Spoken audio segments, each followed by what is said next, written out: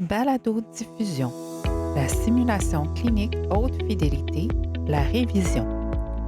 Cette balado-diffusion s'adresse aux facilitateurs et aux facilitatrices qui ont suivi la formation, la simulation clinique haute fidélité à ESPA Montréal.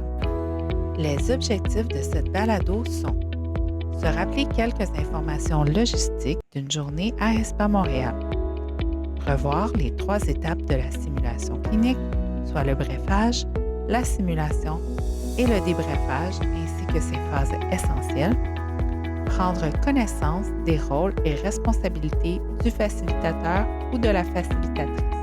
Cette balado-diffusion a été enregistrée en 3 parties. La première intégrera les informations logistiques et le brefage. La partie 2, la simulation. Et la partie 3, le débrefage. Partie 1. Informations logistiques et le brefage. Une journée à ESPA Montréal se détaille ainsi. Les groupes sont composés de 6 à 9 apprenants et sont divisés en 3 dyades ou 3 triades. Il y a 2 à 3 scénarios par jour selon le choix de l'institution. Les scénarios sont faits avec un simulateur ou un patient standardisé.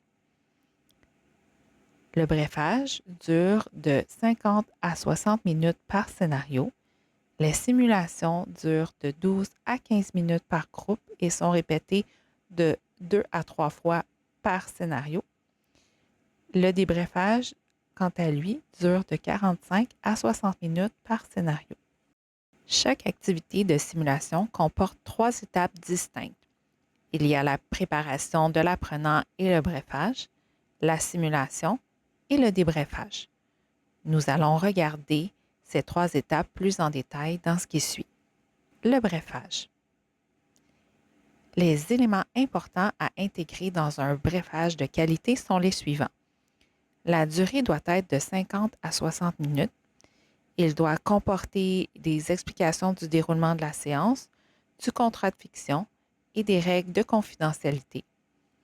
Une lecture de la situation, des objectifs et du dossier est requise. Un bref partage des hypothèses sur le scénario de la part des apprenants où le facilitateur ou la facilitatrice doit rester neutre. Une période de questions, la formation des équipes est aussi prévue. Pendant le brefage, vous pouvez inviter les apprenants à échanger sur des concepts théoriques nécessaires à l'atteinte des objectifs, mais il est important de ne pas donner de théorie ou de revoir ces concepts avec eux à ce moment. À la fin du brefage, invitez les apprenants et les apprenantes à échanger sur les concepts théoriques nécessaires à l'atteinte des objectifs. À ce point, il est important de ne pas donner de théorie ni de revoir ces concepts avec eux.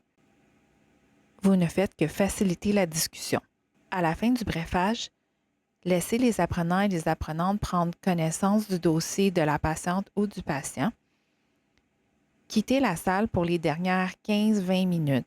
Pendant ce temps, vous pouvez aller vous familiariser avec le simulateur ou le ou la patiente standardisée, la configuration de la salle ESPA ainsi que la salle de contrôle.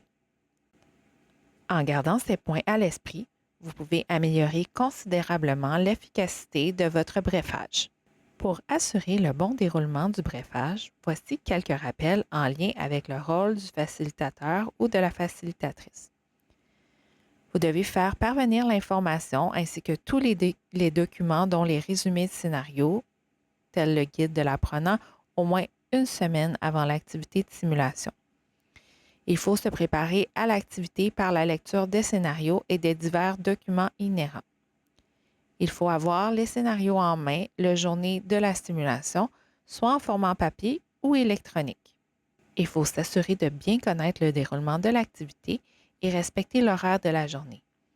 Il est recommandé d'adopter une attitude positive et de créer une ambiance favorable à l'apprentissage avec le groupe d'apprenants et d'apprenantes. Tout au long de la journée, rappelez aux apprenants que l'activité de simulation est une activité d'apprentissage. Il existe quelques pièges courants à éviter pour garantir la qualité de votre brefage. Il faut éviter de questionner les apprenants ou les apprenantes sur les concepts théoriques. approuver ou désapprouver leurs hypothèses, les pister sur la situation ou leur fournir trop de détails, rester avec eux durant tout le temps alloué à la discussion à la fin du brefage. J'espère que ces quelques éléments de révision sur le brefage vous seront utiles à votre préparation en vue de votre prochaine activité de simulation. Nous vous donnons rendez-vous pour la partie 2 de cette balado-diffusion qui vous permettra de réviser les étapes de la simulation. À bientôt!